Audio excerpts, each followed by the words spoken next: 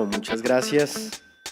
Buenos días, para mí es un placer estar donde antes se reunía la mesa de cuidados intensivos del Jockey, ¿no? Y ahora se reúne es para discutir asuntos del mar, entonces me parece fantástica esta oportunidad. Un poco lo que yo quiero básicamente en este corto tiempo es presentar una propuesta acerca, digamos, de lo que Colombia debe hacer. Y yo creo que Colombia debe dirigirse hacia una propuesta de una gobernanza, digamos, nacional en materia de océanos. Creo que el mismo hecho de que este evento se realice, digamos, demuestra la necesidad de esto. Ahora, dentro de ese marco, quiero hablar un poco acerca del derecho internacional como sistema y como ordenamiento. Me tocó cambiar un poquito el orden de la presentación porque ya se han introducido cosas. Entonces ustedes bien, ya se les anunció que se está negociando un tratado, digamos, tendiente a la protección de la biodiversidad más allá del área de jurisdicción nacional de Colombia. Pero no obstante esto, quisiera, digamos, hacer unas reflexiones acerca de qué regula actualmente, digamos, la biodiversidad más allá del área de jurisdicción nacional. Mientras que algunas, digamos, personas consideran que ante la inexistencia del tratado, pues simplemente hay una inexistencia de regulación, o sé que también hay una fuerte perspectiva de simplemente catalogar las normas ambientales, son soft law, entonces no sirven, hasta que no haya tratado no pasa nada. Digamos, un poco lo que yo quiero sostener es todo lo contrario. Sí hay un ordenamiento jurídico internacional con el cual es susceptible regular y defender todo este tema. Ahora, ¿por qué no se ha hecho? Simplemente porque no se ha identificado, probablemente, o porque simplemente no se ha aplicado. Y para esto pues es importante hacer una breve introducción ya en temas un poco de teoría de fuentes del derecho internacional y no concretamente al tema, y es que el derecho internacional actualmente es concebido como un ordenamiento, como un sistema, el cual está compuesto por una multiplicidad de fuentes jurídicas internacionales que están interconectadas y que funcionan de manera interdependiente, y las mismas operan, digamos, de manera intercomunicante unas con las otras, y en esa medida yo creo que sí hay un régimen legal aplicable a la biodiversidad marina en estas zonas más allá de la jurisdicción nacional, aunque el instrumento no, digamos, no se ha aprobado. Y por cierto, ojalá después nuestros ilustres doctores de Cancillería nos cuenten, yo leí los documentos y en los comités nunca aparece Colombia, lo cual me sorprendió terriblemente, pero sé que habrá una buena explicación para eso. ¿Qué pasa mientras esto? Mientras que se da la aprobación de este instrumento, o peor aún, algunos ya han empezado a alegar y hay ya doctrina diciendo que aún este instrumento no es suficiente, ¿no? Que es un instrumento que todavía sigue siendo, digamos, relativamente blando. Y el tema está precisamente en la interpretación sistémica del derecho internacional, compuesta por una serie de tratados internacionales en materia ambiental, tanto de forma, digamos, explícita como implícita, así como todo un régimen consuetudinario de derecho internacional ambiental que es aplicable, que existe. Ahora, que no lo hayamos usado es otra cosa. Entonces, por ejemplo, para solo mencionar, ahora, esto que estoy diciendo, de hecho, está en el artículo 237 de la Convemar. Dice lo siguiente, dice: las disposiciones de esta parte no afectarán a las obligaciones específicas contraídas por los estados en virtud de convenciones y acuerdos especiales celebrados anteriormente sobre la protección y preservación del medio marino, ni los acuerdos que puedan celebrarse para promover los principios generales de esta convención. Es decir, ni los tratados que ya existen hoy en día antes de este nuevo tratado, ni los que van a existir a futuro afectan, digamos, de algún modo el hecho de que el derecho internacional se entienda como un sistema y todos necesariamente tienen que operar de manera armónica. Ahora, por otro lado, ya en términos consuetudinarios, yo creo que esta llamada cláusula de Martens, que la usan son los abogados del derecho internacional humanitario, ¿no? Es totalmente aplicable también en términos de derecho internacional ambiental. ¿Qué dice la cláusula de Martens? Que todo lo que no esté regulado por los tratados internacionales vigentes igual continúa siendo regulado por la costumbre internacional, ¿sí? Y hay precedentes de eventos en los cuales, por ejemplo, la Corte Internacional de Justicia, en el famoso caso de Nicaragua, como se dice, alineó a Estados Unidos por vía de costumbre y no por vía de tratado. Es decir, que las fuentes, digamos, están ahí funcionando de manera cooperativa. Que no las usemos, que no las aleguemos nosotros por desconocimiento, por falta de estrategia, es otra cosa. Miren, por ejemplo, toda la lista de tratados. Tengo una lista como de 50 tratados, voy a al azar mencionar unos pocos que sí regulan temas de biodiversidad más allá de las zonas de jurisdicción nacional. Por supuesto está la parte 12 de la Convemar y su acuerdo para la implementación de esta parte 12 que sienta unos principios generales. Está, por ejemplo, la Convención Ballenera. Acá un paréntesis, ustedes no, acá están los ilustres traductores ustedes tradujeron, ¿cierto? El fallo de la Convención Ballenera de 2014, de caza de ballenas. Y está en el Anuario Colombiano de Derecho Internacional dirigido acá por el profesor Abello, valga la cuña. Y en esta jurisprudencia, por ejemplo, se habló acerca de cómo un tratado internacional que pareciera como muy limitado, no, la caza de ballenas realmente está sentando unas bases, por ejemplo, y se llega a alegar que los recursos marinos y su protección es de carácter consuetudinario. Cosa distinta que la implementación, digamos, en este momento esté un poco enredada, pero por lo menos el principio y el hecho de que los recursos marinos, todo a través de una convención como la Convención Ballenera, son de carácter consuetudinario, digamos, están ahí presentes. ¿Qué otras convenciones están? Por ejemplo, todos los convenios de la Organización Marítima Internacional, ¿no? Entonces, ustedes lo conocen, el famoso convenio de la CITES, que es el de Comercio Internacional de Especies Amenazadas de Fauna y Flora Silvestres, entre otros, ¿no? No quiero acá mencionarlos, pero tengo una lista de por lo menos 50 tratados que están vigentes y que protegen por sectores, digamos, la biodiversidad más allá de la jurisdicción nacional. Ahora, ¿qué dice la Convemar? La Convemar dice algo importante. El artículo 192 de la Convemar dice que los estados tienen la obligación de proteger y preservar el medio marino. Ahora, esta obligación se entiende extensiva tanto a áreas de jurisdicción nacional como a áreas más allá de la jurisdicción nacional. Y vuelvo y digo, el hecho de que la implementación está pendiente, el carácter consuetudinario, digamos, de esta obligación general es absolutamente innegable. Al punto que más adelante, por ejemplo, en el artículo 235 de la Convemar, también se especifica que los estados son responsables del cumplimiento de esas obligaciones relativas a la protección y preservación del medio marino. Entonces, definitivamente esta obligación general genera responsabilidad internacional, que tal vez no se haya alegado, que no se había dado un escenario de solución de controversias específico, es otra cosa, pero lo que quiero por ahora identificar en mi presentación es que las fuentes están allí. Otra cosa interesante, digamos, es el régimen de alta mar, ¿no? Se supone que, salvo la jurisdicción limitada de la zona, digamos, contigua, ahí en adelante, estas áreas de alta mar son considerados también por los artículos 87 y 89 de la Convemar res communis o comunes globales. Y aunque la convención no dice nada más, ahí es donde yo les digo pues la importancia de armonizar la interpretación con lo que dice la costumbre internacional frente a los comunes globales. Y es que sin lugar a dudas ha nacido existe una norma consuetudinaria según la cual es obligación de todos los estados proteger y preservar los comunes legales. Por supuesto, alguien me puede preguntar, bueno, ¿y cómo se hace eso? Claro, la implementación es lo que está pendiente, pero la norma del principio como tal está ahí a disposición y tampoco podemos alegar que no existe nada.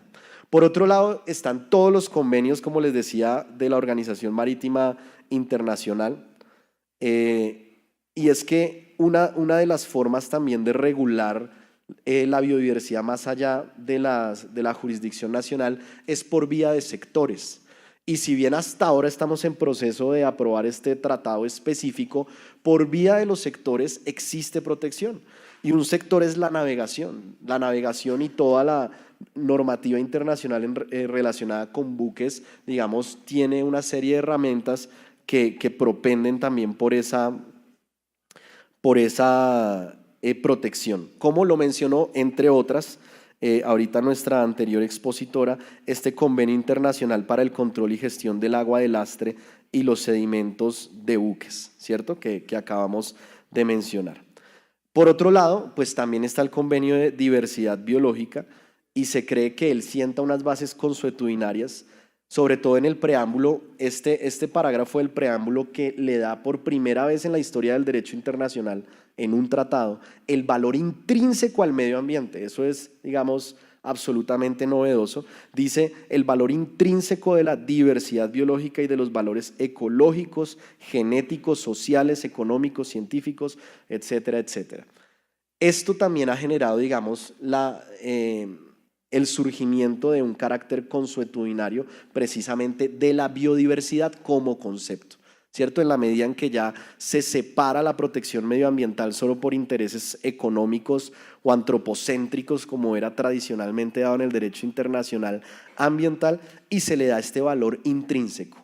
¿Esto qué quiere decir? Que la biodiversidad como concepto también asegura, digamos, amplios sectores de la doctrina y su protección en general es también de carácter consuetudinaria y nace a partir de este preámbulo de la Convención de 1992. Como les digo, también, por ejemplo, ¿qué otros sectores protegen la biodiversidad? Si quisiéramos hacer un mapeo legal, están todas las organizaciones regionales de ordenación de pesca. Todas las organizaciones regionales de ordenación de pesca. Es decir, por vía de la actividad de pesca y de todas, digamos, las normatividades universales y regionales con sus correspondientes organizaciones, también se extiende, digamos, unos espacios de protección para la biodiversidad. Por otro lado, están los acuerdos sobre mares regionales. Y es que alrededor del mundo, si no hay acuerdos universales, hay acuerdos regionales.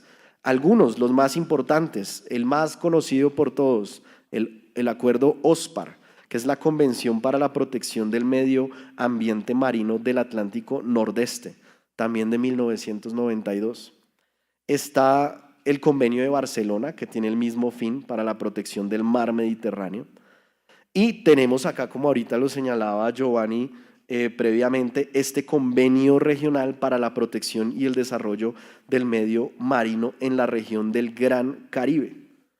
Y aunque el convenio per se, digamos, entiendo las percepciones de que pueda ser considerado suave, en la medida en que desde su implementación no ofrece herramientas muy específicas, no obstante, él, digamos que reitera el valor consuetudinario de la biodiversidad más allá de la jurisdicción nacional y la obligación que tienen, digamos, en este caso las partes del tratado de proteger y preservar el medio marino, en este caso de la región Caribe. Y señalan unas áreas en las cuales, digamos, esta obligación se establece.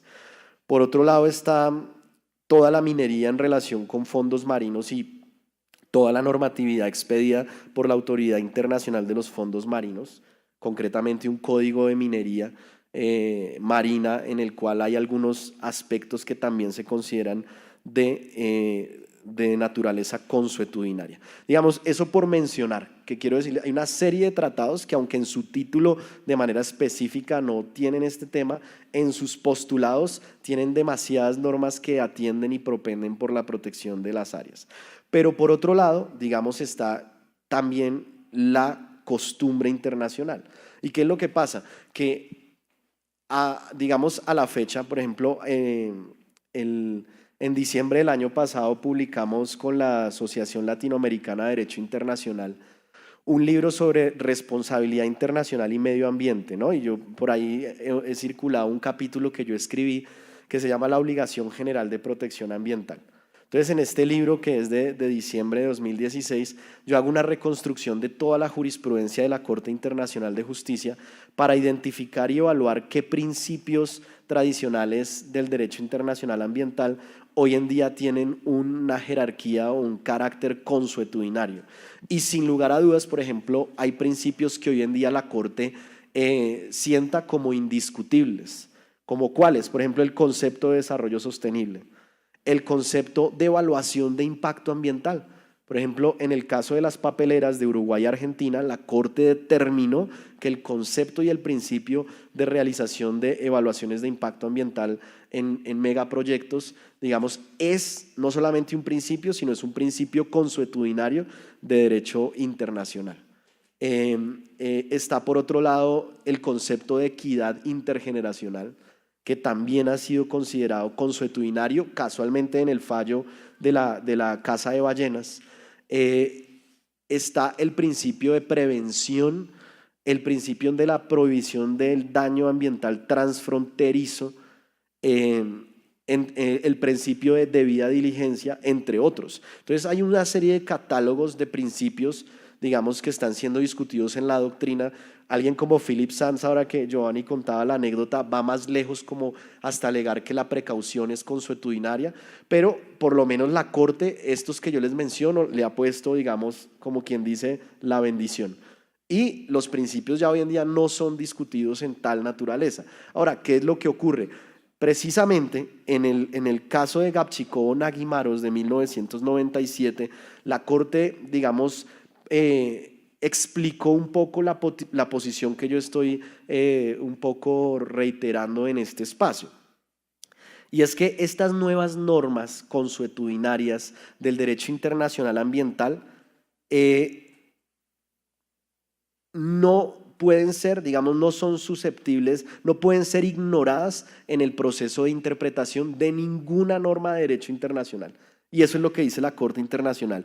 Ahora, en este caso está hablando de la interpretación de un tratado entre las partes del caso, pero digamos un poco en el desarrollo del caso, dice que esos principios ambientales, en la medida en que emergieron y que ellos hacen parte de un todo, de un sistema, ellos dinamizan, interpretan, iluminan, informan todos los tratados internacionales, pasados y futuros, que existan, digamos, en materias relacionadas, así como todas las normas consuetudinarias emergentes futuras. Con esto, ¿qué quiero decir? Que cuando nosotros tenemos hoy una Convemar ya del 82 o tenemos una Convención de Diversidad Biológica del 92, estos tratados, por ejemplo, más todos los otros que les mencioné, no pueden ser interpretados de manera literal como fueron adoptados en el año, digamos, de su adopción, sino que ellos son instrumentos vivos, y la interpretación en 2017 de la Convemar del 82 no es la misma al 82, porque del 82 acá han emergido esos principios y esos principios le dan un nuevo sentido a sus provisiones, y eso es un poco lo que dice la Corte aquí. Entonces no solamente estoy hablando de doctrina, sino estoy hablando también de una posición aceptada en derecho internacional. Y no solamente eso, sino que se asegura que esos principios son de jus cogens. O sea, eso es bastante sorprendente. En Gapchikov-Naguimaros, en un párrafo, la Corte Internacional dice que esos principios, dice, unas nuevas normas perentorias de derecho internacional.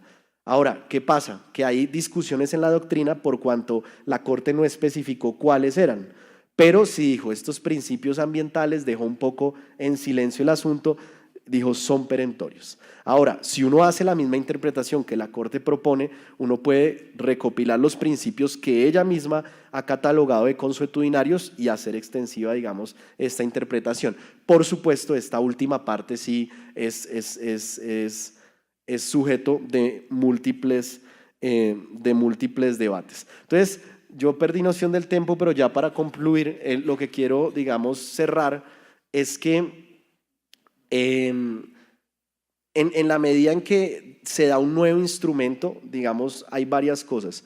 Uno, que ese nuevo instrumento no es nuevo del todo, ¿sí? Que de pronto el hecho de que se centralice toda la normatividad existente probablemente es nuevo, pero ese nuevo instrumento va a ser una sumatoria tanto de codificación de derecho ya previamente existente como de posibles desarrollos. Pero por lo menos en lo que concierne, y yo leí todos los, ahorita nomás el 21 de julio el grupo de trabajo emitió un reporte que supongo que la doctora ya hablará de eso, entonces yo de eso no hablo, pero ya puso un orden, digamos, de cómo vendría probablemente el borrador del tratado. Pero lo que quiero decir es que casi la mitad del instrumento probablemente es ya derecho que existe, y lo que está haciendo este grupo de trabajo es codificarlo, más no están creando derecho nuevo. Ahora, en lo que sí están creando derecho nuevo es en los temas de implementación, ¿no? De cómo concretamente se debe entender la evaluación de impacto ambiental, etcétera. Temas, digamos, de orden procedimental, pero los principios, la esencia, las obligaciones, el hecho de que la biodiversidad, de que los recursos marinos en cualquier lugar, tanto en jurisdicción como fuera de la jurisdicción, digamos, son objeto de protección del derecho internacional ambiental, eso no es nuevo para nada. Y entonces ahí es donde se da un proceso. Y sí creo que Colombia debería empezar a aparecer, ojalá en los próximos grupos de trabajo ahí también en este tema, porque pues Colombia, país de dos océanos, ¿no? Entonces dejo por ahí el asunto y seguimos hablando. Gracias.